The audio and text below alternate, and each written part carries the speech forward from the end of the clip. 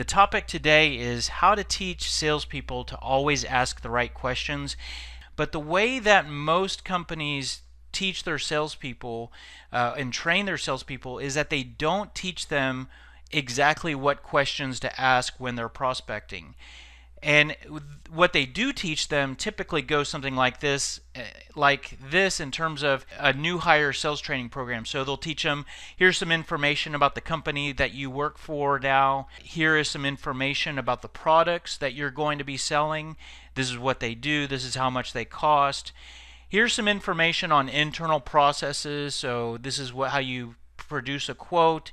This is how you submit an order. This is the CRM system. And here's a little bit of sales methodology, which is very important stuff and good stuff. And what you might say is, well, the sales methodology piece should teach the salesperson what questions to ask. And I am, again, speaking from experience, going through multiple sales methodology training programs. They often will teach you what questions you should be asking, meaning these are the types of questions you should ask at this stage, and these are the types of questions you should ask at this stage. But they do not clearly outline, for this product that you're selling, these are the key probing questions that you should ask. After a salesperson goes through all this training, they often get a quota, then they'll probably be given a territory, and then they're given the kick in the butt and, okay, go make it happen. And again, what's missing here is just real clarity on what key questions to ask when they're selling. So when they get out there, the salesperson typically has to figure out on their own, what do I need to be asking these prospects when they end up on a phone call, when they end up in a meeting. So what a salesperson will often do is they'll fall back on the product and company knowledge that they've developed and been shot with a fire hose. They're going to probably combine that with their experience, past jobs that they've worked. They're going to combine that with their own personality and instincts, what they naturally do when they're forced into a situation in terms of winging it. And they're going to probably apply a lot of hard work. I mean, we're all motivated. If you look at average or underperforming salespeople, most of them aren't lazy. They're working hard. They're just not maybe doing enough of the right things. So, and you might look at, this is what a salesperson kind of combines when they're out there in the field, and you might say, well, if they're an experienced salesperson, they should know what to ask. But the reality is that you might have experience, and that's not necessarily going to tell you what to ask in a new role. Every time you change from one company to another, or selling one product to another, your questions that you should ask should change. What I'm getting at is that without having clarity on what exactly to ask, a salesperson will typically do a lot of learning on the job. They're going to get out there and they're going to be talking about their products and services a lot, which, by the way, if you've watched any of our webinars, you'll know that that's not what we recommend that you do. That salesperson is going to be learning on the job. They're going to be learning and figuring out what questions to ask in real time when they're talking to prospects. They're going to be learning through trial and error, meaning they're going to get shot down, and then hopefully they reflect back after being shot down by a prospect and say, well, what could I have asked in that situation?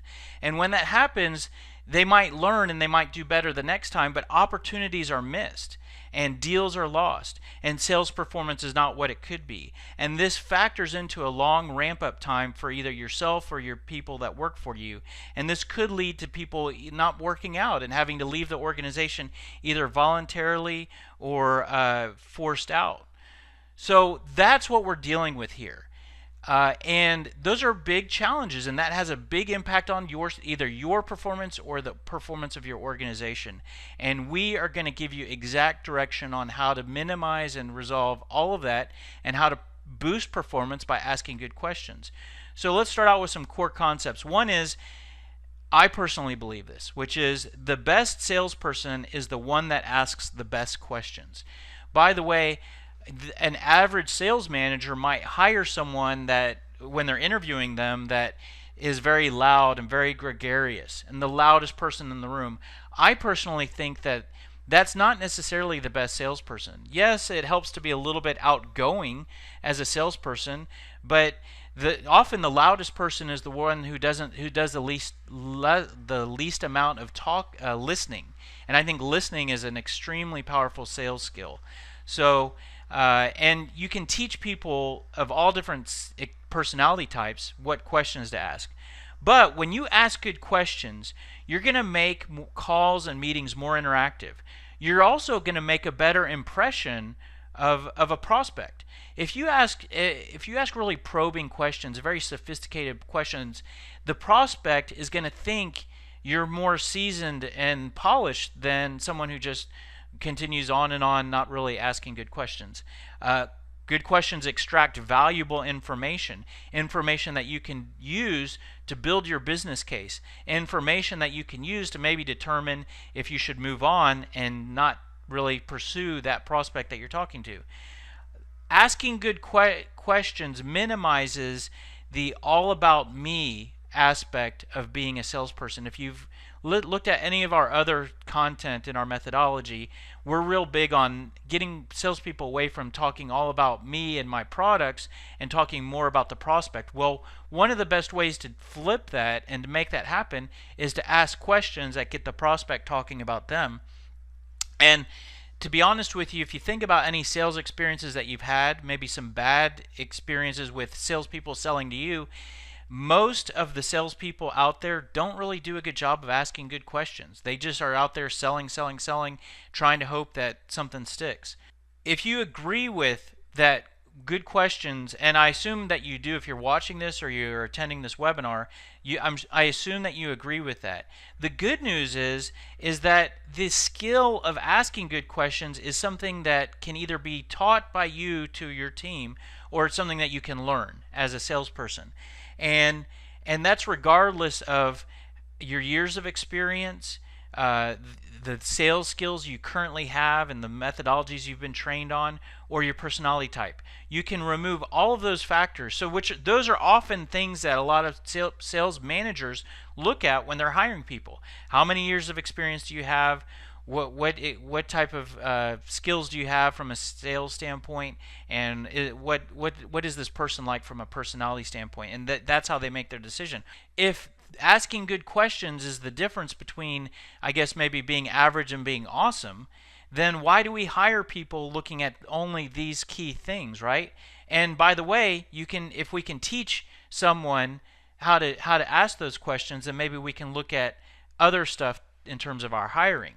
The other thing is, and this is real important, especially with ramping up new sales hires, is that it's easier for you to teach someone what questions they should be asking than for you to teach someone how to answer all of the questions that they might be asked by the prospect. Meaning, if I have the right sales tools and you are a brand new salesperson working for my company, I can probably teach you the right questions you should be asking in a day or two. But it might take you 3 to 6 months before you're just an expert and you know everything and you're fully ramped up. But if you're asking the right questions, prospects are they're not gonna know that you're new. So we can drastically shorten new hire ramp up time by simply getting salespeople to ask the right questions. And you might say, okay, well, I can ask the right questions, but the minute a prospect asks me a question, I don't know how to answer that. We actually teach a response to questions that you don't know the answer of as a way to schedule meetings, right? So if you're out there prospecting in whatever way, and a prospect says, well, do you comply with this such and such regulation? And you don't know what that regulation is. Oh, well, you know what? That's a great question. I tell you what, why don't we schedule a meeting where I can bring a consultant out with me and we can talk about all the regulations and we can go through it in more detail, because I don't want to open up that whole can of worms. So then you schedule a meeting. So you can get a salesperson at that place immediately, and that's one thing that I love when I'm training my salespeople. You can teach someone how to ask good questions. With that, a lot of people think salespeople are born. When they're interviewing, they start looking at someone's personality or whatever, and they think, is this person a natural closer or whatever. I personally believe salespeople can be developed and created. So I don't care what type of personality you have. I don't care how many years of experience you have. What I'm looking for when I hire salespeople is, do you have a passion for selling? Do you have the ability to learn? Because if you have the ability to learn, I can teach you the questions you need to ask as part of this, along with other stuff. Can you follow a process? Because asking questions is sort of a process. There's some people out there that just can't follow a process. So I typically, even if they have a wealth of experience, I might not hire them because I can't teach them the right questions to ask. So those are some of the things I look for, and then when I hire them, I just provide clarity around what I'm going to show you today, and I either turn someone who has no experience into a rock star, or I turn someone who's underperforming, and I help to correct them. We're going to go through a few categories of questions. Pre-qualifying questions, which is actually probably what I'll spend the majority of the time on. I think those are the most important to talk about here today, and we're just going to spend probably the most time on that. We're also going to talk about hard qualifying questions, some questions to ask in meetings, some networking questions, and some closing questions. Let's just jump right into pre-qualifying questions. And what I want to point out here, pre-qualifying questions are the questions you ask at the very, very beginning of a sales cycle. So these might be to ask during cold calls and meeting someone at a networking event. But I want to actually I'll get back to that on another slide. But I want to point out that look at this circle here, this pie chart. And the circle is really everybody that we can sell to that kind of fits somewhat in our demographic or our territory or whatever. Now, the majority of the pie is gray, and those are prospects that they either don't need what we have because they can't use it, or they've maybe they've purchased what we sell all recently. Like we sell cars, and they bought a car 2 months ago, right? So they do not need what we sell, or they're not able to buy it from a financial standpoint or authority. But the red slice is are prospects that may need what we have. So there's a potential need there where they may want it or they could possibly buy it.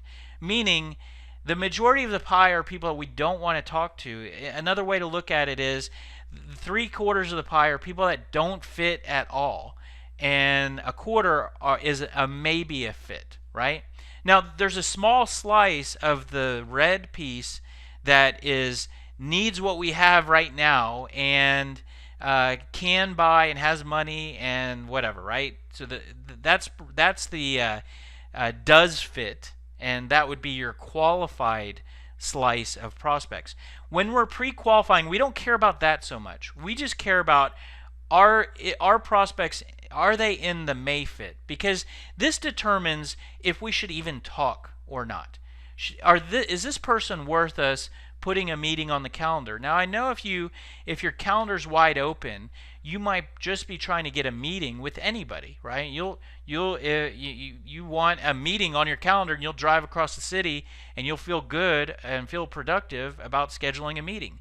But if that meeting is with someone that's in the gray area and you could have identified that, then you shouldn't go on that meeting. You shouldn't take that person out to lunch. You shouldn't spend your valuable time. You should, even if you have no meetings that week, you should spend that hour or 2 hours that you'd spend with that bad prospect, you should spend that finding other prospects that are in the red. So our pre-qualifying questions are questions that determine and separate the don't fit from the may possibly fit. And let me give you some examples. These are examples for actually selling SalesScripter, the company that I'm with, right? And notice that these examples are questions for a particular audience. And this audience is sales managers. So these questions are kind of related to the topic here today if you happen to be a manager, which is so here, let me just hear some examples. How concerned are you about the amount of time it takes you to get new sales hires ramped up and performing, right? That's something that we help with at SalesScripter. That's something we're talking about here today with teaching people to ask good questions. So that's a good question to ask, because if someone ramps up new sales hires immediately and they have no problems there, then I can't help them, So, but I might ask a couple others to see, to make sure, how confident are you that all of your sales resources are saying and asking the right questions when talking with prospects.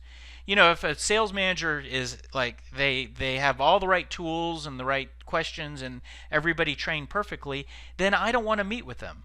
I don't want to put time with them on my calendar. So you can see these questions kind of probe, and if I get any kind of an answer of, well, it could be better, or I don't know, then we're starting to identify, okay, that person, there might be a fit, and that's somebody I want to schedule a meeting with. Now, these are the most powerful questions, these pre-qualifying questions, and if I actually just point out, these are the questions that don't often get taught in that new hire training that we pointed out. If you teach someone on how the product works and all the features and pricing, you're not necessarily teaching them these key questions. And we pointed out that a salesperson will maybe rely on their past experience. Well, their past experience, it might not tell them these key questions. And what makes that a little bit more complicated, as I switch over to this next slide, here are 3 different pre-qualifying questions. What I changed here was I changed selling SalesScripter to sales managers, and now I'm selling SalesScripter to salespeople. I changed the audience component here, and what that means is my pre-qualifying questions should completely change, because when I'm talking to salespeople, they don't care about ramping up new sales hires, right? So they care about different things. So I need to be asking different questions. So every time you change the audience, you should actually have a different list of pre-qualifying questions. And that's what gets a little bit complicated. That's probably one of the reasons why a lot of companies don't teach exactly what pre-qualifying questions to look for, because there's probably a lot of different sets of questions. Now, your questions may be different when you change the title of one person to another. When you go from selling to IT to selling to operations, your questions might change. When you go from selling to a manufacturing industry customer to retail, your questions might change. So you should have a lot of different lists, but these questions are some of the most important questions that you should work on to improve your skills or improve your sales team. Let me give you clear direction. If you're saying, well, that kind of makes sense, that's kind of cool, but now I just need to build out some and I don't really know where to start. Here's a clear process for you to use to build your own pre-qualifying questions, because I can't provide those to you. They're going to be different for all of you. And it starts with you identifying the target prospect that you want to sell to, right? So, okay, think about either the industry or the title or the department or what they look like. Step 2 is what's the product or solution or group of products that you're going to want to try to sell to that prospect. By the way, in our world at SalesScripter, we call those step 1 and 2 campaign coordinates, and that helps you to build out a campaign, and your campaign will include your pre-qualifying questions. But step 3 is identify what benefits that product delivers to that target prospect. And as I was pointing out, like when I offer different benefits to a salesperson as I do to a sales manager, even knowing they're using the same exact product. Once you've identified those benefits, use those benefits to identify what problems you help to fix. For each benefit, there is usually a corresponding problem that's fixed. And for each problem that you fix, you can then develop a probing question. So let me go through that to add a little bit more color to that. Here's an example, and this kind of falls with the questions I just showed you. Let me start my product. Oh, you know what? I have the example in the wrong place here, but these example boxes are flip-flop. But the target prospect is a sales manager example. The product I want to sell is SalesScripter. Now let me think about a benefit that I offer to sales managers. Well, I help them to get new salespeople trained quicker than if they don't use my solution. Okay, so that's a benefit. What problem does that benefit help to fix? Well, it takes a long time with sales managers that don't use SalesScripter, it can often take a long time and be difficult to get new sales resources trained and ramped up. So that's a problem that I need to look for. And if I'm looking for that problem, a good pre-qualifying question for me to ask is, how concerned are you about the amount of time it takes to get new sales hires ramped up and performing? For as far as I know, for what I sell, that's a great question for me to ask. And for the salespeople that work for me, I can easily give them that question along with others. What you do here is you rinse and repeat this process to come up with 3 or 4 really key probing questions. That if you do that alone, you should make strides in your effort to be a better salesperson. What I love about pre-qualifying questions is you can use them in a lot of different ways. You can use them when you're cold calling. So instead of me calling and just talking about my product, let me call you and ask you as a sales manager about your onboarding and your new hire training and whatnot. So I can use those questions when I'm cold calling. I can use them when I'm networking. So I'm at a networking event. I happen to be talking to a sales manager. And by the way, when you're networking, you don't want to come off real salesy. So instead of me saying, oh, hey, we got this solution and it helps with training, I can say something like, you're a sales manager? Okay, great. Hey, what kind of, are you ever having any trouble with onboarding new sales hires? How long does it usually take you guys, right? So it actually sounds very conversational and it gets us talking really well. Here's the great thing. When you get objections, respond with your pre-qualifying questions. So whether you're at an event or on the phone, let's say someone says, I'm not really interested. We don't really need SalesScripter. And again, I just keep going back to the same example, but then I can say something like, oh, hey, Bob, I understand. But if I could ask you real quick, how long on average does it take you to ramp up a new sales hire? Is it taking 6 to 9 months, 3 to 6, or whatnot? Oh, well, it typically takes 3 to 6. And so what I did there is I just got away from that objection of I'm not interested. You can use it when you're talking to gatekeepers. So a gatekeeper might say, oh, can you send us your information, or you need to we're not interested, or we don't need that right now. Oh, okay, yeah, I understand. Hey, but while I have you on the line, Mary, can I ask you real quick, do you know how long your new hire ramp-up time is taking?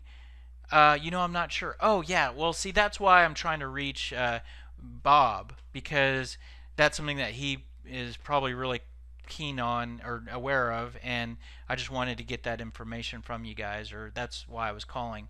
So you can use it when you talk to gatekeepers. These questions are a great way to start an appointment. So let's say you cold called and you scheduled an appointment. So then you're on the appointment. Okay, let me take a step back. I want to learn a little bit more about you guys. And you start out with your pre-qualifying questions. So that's it for pre-qualifying. Now let's talk about hard qualifying. And I'm going to move through this section pretty quickly. One of the reasons why is this is actually one of the handouts that you've been given in the console. So you can download this document, but these are standard. These are the same regardless what you sell. So the nice thing about these is I can give these to you and maybe explain them a little bit, and you're good to go. You don't have to develop too much on your own. These are divided in different sections. The first section is need versus want. So to try to figure out if someone really needs what you're trying to sell, or if it's more of a nice to have, that can determine how qualified the prospect is, right? If it's a would be nice to have, maybe you shouldn't put that deal in your quarterly pipeline for a commit to commit it as closed, that it's going to close, because a must-have is more likely to close than a good to have. But these are some questions that you can ask there. What happens if you don't do anything in terms of making this purchase? What happens if the purchase isn't made by the end of the month? Does anything happen, on your side? So you can take a look at those. The next question is availability of funding. These questions are good for figuring out, is there money to spend, right? So this can often be a delicate issue. These are really diplomatic questions to get at, figuring out the deal's real. But hey, has budget been approved for this?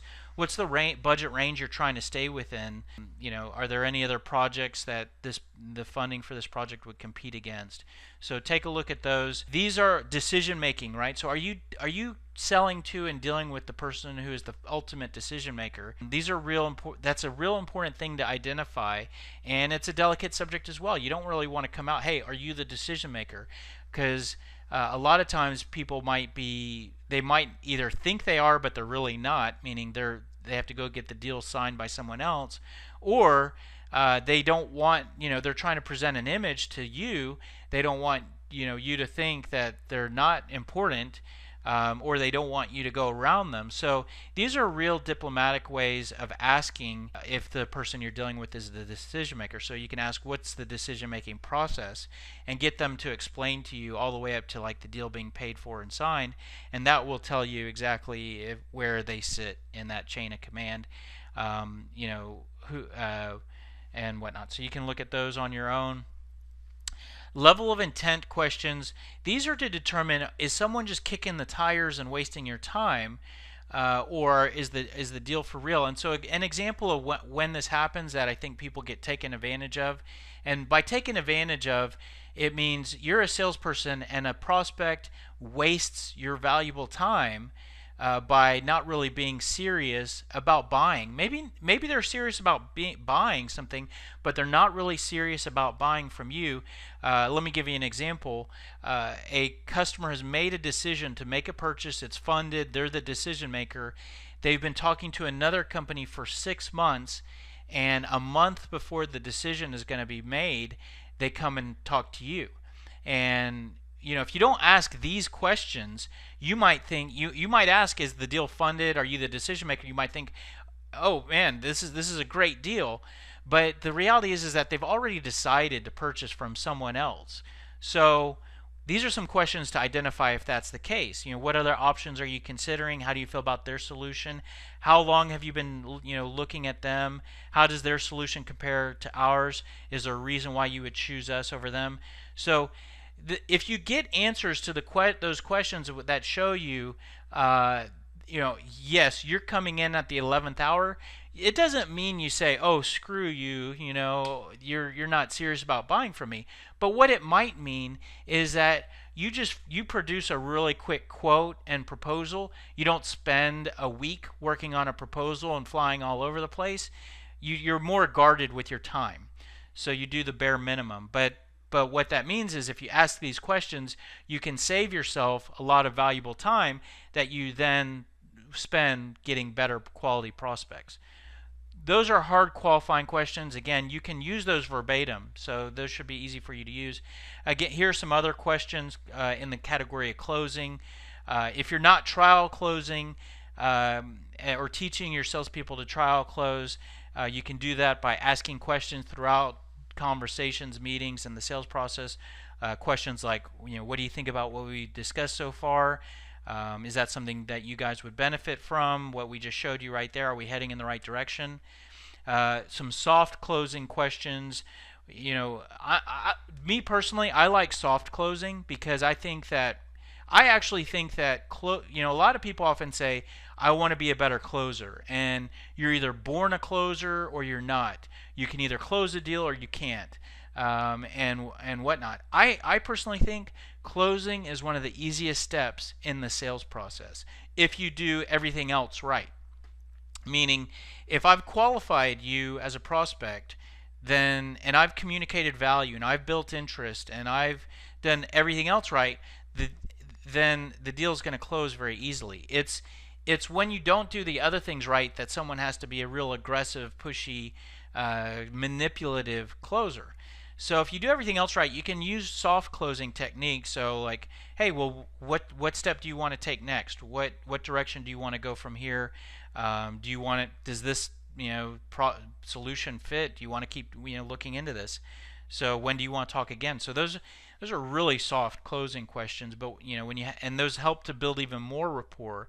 But if you want to be a bit of a harder closer, you can kind of be a little bit more assertive with questions like these. What would you need to be able to make a commitment to move forward with this? So I mean, let's say you've presented pricing, you've gone back and forth, you're ready to close the deal. What is it going to take? And getting that clearly from the prospect. If you had everything that you want, if I give you, you've asked for this, this, and that. If I can give you everything that you want, then are you going to pull the trigger? Right? I mean, that's a good question, because someone might ask for this functionality and this pricing. Well, okay, well, if I give you that price and the product works great, are we going to move forward? When are you going to make your final decision? Whatnot. So some closing questions there. That's kind of the bulk of the key questions, but here are some bonus questions, and you can maybe see these as you got this area covered, but these are just some things that I personally use, and so you could take from these whatever fills a gap on your side. But these are intro questions to meetings, right? So if you schedule an appointment, you're opening up the meeting. I think it's good to have a slight buffer between getting straight to business. What I also don't like is I don't like it when people warm up a meeting with real time wasting questions, like where'd you take your kids for spring break, right? Especially if you don't know the prospect all that well, and then they have to, oh well, we went on a cruise, a Disney cruise. Okay, yeah. Oh, how many days was that? So your prospects are extremely busy. So when you ask those very unrelated warm-up, intro, getting to know you questions, you're starting to waste their time, and they might be nice, but I like to go another way. So I'll ask questions like, "Hey, how's your day going so far?" Then I'll jump right into, "Hey, how long have you been here? How long have you worked for such and such company?" Right? Okay, well, what'd you do before you got here? Okay, so those are what I like about that line of questioning is one is it's not totally unrelated, because it's giving you valuable information about how they fit into the organization. You're expressing interest in them personally. You're building rapport, and again, you're getting valuable information at the same time. So then some confirmation questions. Hey, I have our meeting for 2. I have us down for 2 p.m. 2 to 3 o'clock. Does that still work for you? So confirming that that the time period still works. Also maybe asking there, and I don't think this is on here, but if the meeting goes to 2:30, right? Saying, is that a hard stop, or are we allowed to go beyond that? So then that allows you to manage the meeting. Knowing that you have a hard stop might allow you to adjust what you talk about and whatnot, and how you manage those last few minutes. A great question that I like to start a meeting out with is that, let's see, it's the 5th bullet. Hey, Mark, listen, you're a director of sales, okay? And I know why I will take time out of my valuable day to meet with the director of sales, and why I want to meet with you. But can you share with me why you agreed to meet with me, and why you agreed to spend your valuable time meeting with me? And that's a very powerful question, right? Because you might have an assumption of why he wants to meet with you. You might hope that it's the same reason why, of relating to the value that you have to offer, but it might be different. Or worst case, it might be, well, I felt bad, or whatever. Whatever the answer there, in their own words, will give you extremely valuable information. So, and then a last question of, Mark, our plan for this meeting was to discuss this, this, and this. Does that match up with your expectations? So, hey, if you're not using any of those, take from that what you like, but those are some good best practice intro questions for you to teach your salespeople, or for you to use for yourself. Networking, hey, networking is all about asking good questions, right? So when you meet someone at a networking event, how's your day going so far? Hey, what do you do? How long have you been doing that? What did you do before you did that? What do you like most about what you do? Where does your passion come from? Is there something that motivated you to get into that type of work? Where are you from originally? So some good networking questions. Staying in actually the networking questions category, some partnering questions, like if you're really networking, not and also finding people to be like referral partners, or people to send you deals or leads, not necessarily just networking for looking for clients, which is actually the way that I would recommend someone to be a networker. You go looking for referrals and partners, and not going looking for prospects. But these are some good questions to ask in that case. So, what brought you? Hey, what brought you to this event? Right? Have you found this to be a productive event for you? Have you met anyone interesting? Are there any other networking events that you would recommend to someone else? How can I help you to be successful? What type of people can I introduce you to, or what can I do to help your charter? What does a good prospect look like for you, so I can keep you in mind when I'm talking to other people? So really great partnering questions there. All right, so that's just a quick summary of the types of questions that you can add into your mix with examples of specific questions. Now let's talk about tools that you can either use for yourself or use for your team. And the first one is lists of questions, right? So if you don't have, by the way, the name of our company is SalesScripter, and so there's often a bad connotation or impression, stigma, whatever you want to call, in the sales world regarding scripts. And in some ways, I kind of wish the word script wasn't in our company name because of that. Because people think you shouldn't read from a script. I don't need a script. I'm not a junior salesperson, so you can't help me. Well, my response to that is, okay, fine, don't use a script, and we don't think that you should read from a script either, but you should at least have the key list of questions on your wall, on your iPad, in your portfolio, that you should be asking as a tool, as a guide. Specifically your pre-qualifying questions, but you could also have your closing questions and all those other questions I just went through. But here's a document, pre-qualifying questions for selling my product to sales managers, and I have different categories. This is a sales tool for me, right? And by the way, sometimes I get arrogant and I don't have this document in front of me. And as recent as a couple weeks ago, I actually wrote a blog post about it. I called a director of sales for a technology company that attended one of these webinars, and I was just arrogant. I thought, hey, all I have to do is get this guy on the phone, because we hit a home run with directors of sales and we hit a home run with technology sales as a company. So I thought all I have to do is get him on the phone, and I did not have these questions up in front of me, and it was a bit of a cold response, and I floundered, and the call didn't go well. So you can improve your results just by having this as a tool in front of you, again, on the wall. Now, something that's interesting is that, as I pointed out, when you change the audience, this list of questions changes. So you actually probably should have a few of these different lists of pre-qualifying questions at least. Your closing questions and your hard qualifying questions, you can have one list for everybody, but these can change. Actually, and so regarding SalesScripter, let me get a plug in here for SalesScripter.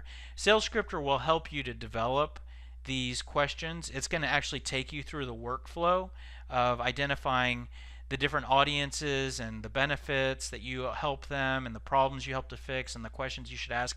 And then what it does a great job of, in fact, this image here is actually a document that came out of SalesScripter, but it helps you to keep all that separate. So you can pull up the script or the list specific for the different people that you talk to, and one of the things that helps tremendously with is that without keeping all of it separate, you have all this knowledge in your head, and it can be hard to get to that key question or to keep all the questions separate. Even if you have years of experience selling the same thing, SalesScripter will keep all those separate for those different people that you talk to. So just an FYI there. But you should have, as a sales tool, lists of questions. You could also have, a sales script. So here's like another export from SalesScripter, and this is just a actual like cold call script, or you can have, this could be used as a meeting script or whatnot. But sales, having cold call scripts or call plans or call outlines can also be great ways to prepare and for you or your sales team to have the questions asked. Something that I do, if I'm not using the content that's in SalesScripter, when I'm about to make a call or go into a meeting, I'll just open up a document or a spreadsheet and list out some of the key questions that I'm going to ask. So using some sort of scripting software when making calls is also a great tool. This is actually another export or screenshot from SalesScripter, and this is actually a tool that we provide that can be used when making calls. We call it an interactive script, and so it can display the key questions and the key pain points and objection responses. So whether you use something of your own or something like SalesScripter, having some sort of piece of software to help make calls easier. Another tool that I would recommend, and this is probably more for the sales manager out there than for the salesperson, which is creating question trees. Question trees, this is kind of a word that we coined, but if you think about all the different branches that go out from a tree's trunk and all the different directions, that's how a conversation can look, right? You ask a question, and then for every question is either a follow-up action or a follow-up. Well, actually, for every question, there's going to be a prospect response. And for all the different prospect responses, there can be a different follow-up question or a different action or response from the salesperson.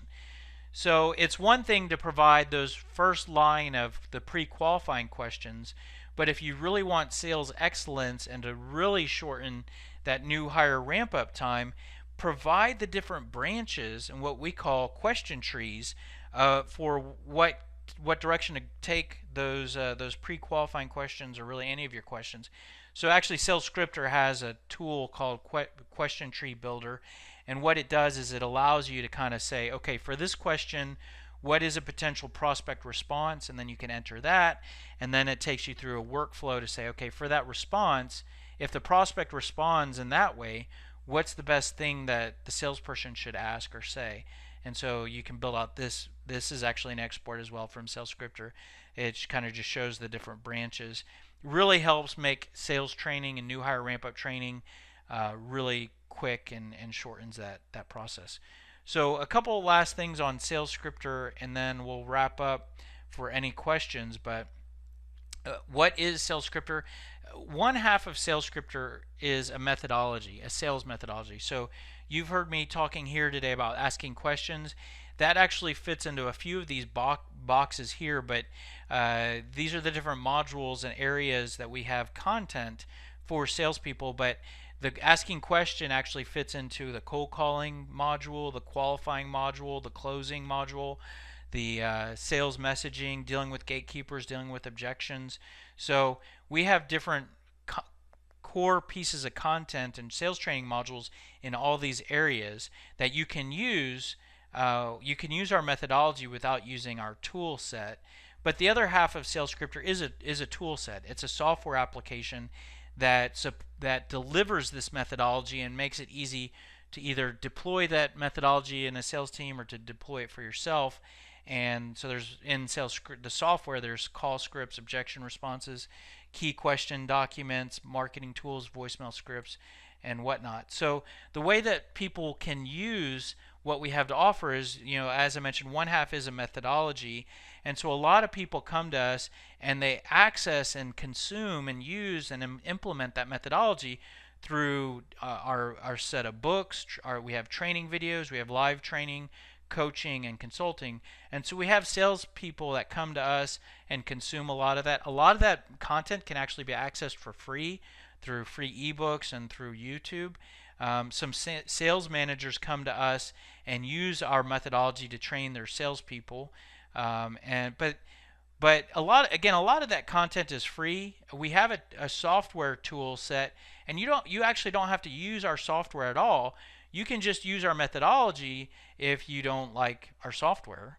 But our logic is we actually give a lot of the content away for free because our software is completely aligned with it. So if you really, if you like our methodology so much that you read all of our books, you watch all of our YouTube videos, and you're using our training to train your people, then we think you'll probably use our software platform And again, we have salespeople that use it independently for themselves, or we have sales managers that use our software platform to train their entire team. The resources that you can access for our methodology are, we have 5 ebooks on our website that are all free. We have a paperback book on Amazon that's called The Cold Calling Equation. It's not free. It's only $15. The benefit to the paperback version is it's just sometimes you can use the resource better by having it on your desk and having it as a reference manual than having sort of a PDF that gets lost on your computer. But you could start with the free ebooks. If you like any of that, then be sure to check out the paperback book. The paperback book is something that's good to actually give to your team. If let's say you have 10 people at work for you and you want them to do some of the stuff that we're talking about here, you probably want to stick that book on their desk. It'll definitely pay for itself. We have a new hire sales prospecting training program, and it's actually structured in a 4-week training program with different modules spread out, and this is actually the breakdown that's provided. And so a lot of this content that you're seeing here is, again, it shows up in a lot of these different modules, as I mentioned. But this is a very structured program. It's designed to spoon feed and only give a certain amount of information to your salespeople at a particular pace. So there's a lot of thought that went into that. This content can be delivered through e-learning recorded videos, which you can actually check out on YouTube. This training program is actually on YouTube for free. We can deliver it live, virtually, or live in person, and we can tailor all of these modules to your business. So for example, when we're talking about asking questions and qualifying and pre-qualifying, we can customize this content to talk about your specific pre-qualifying questions. So the training program really becomes really powerful when we deliver it to clients one at a time on a custom basis. So the way SalesScripter works, the software is it's going to interview you to identify what do you sell, how does it help from a benefit standpoint, what problems do those benefits help to fix, and what questions should you ask to see if those problems exist. The software is going to take you through the workflow, so it's going to make identifying all of that easy.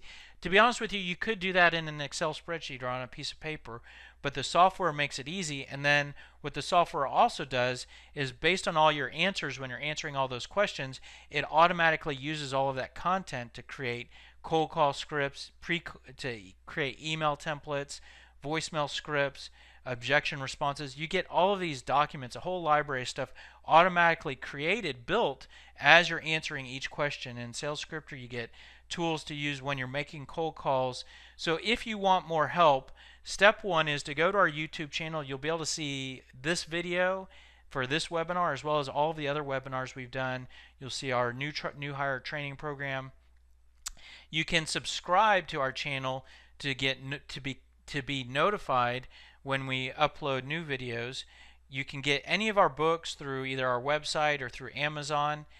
Step 3 would be, go ahead and just try out SalesScripter. There's a free trial, free 30-day trial that you actually get a lot out of. We're probably actually a little bit more liberal with our free trial than we probably should be, or you can get a lot out of it. If you don't ever plan on subscribing, you can definitely go there and get your scripts and whatnot. And then if you want more help beyond that, we're available for coaching, consulting, training, and whatnot. So feel free to reach out. If you have any questions, here's my contact info. You can reach me directly.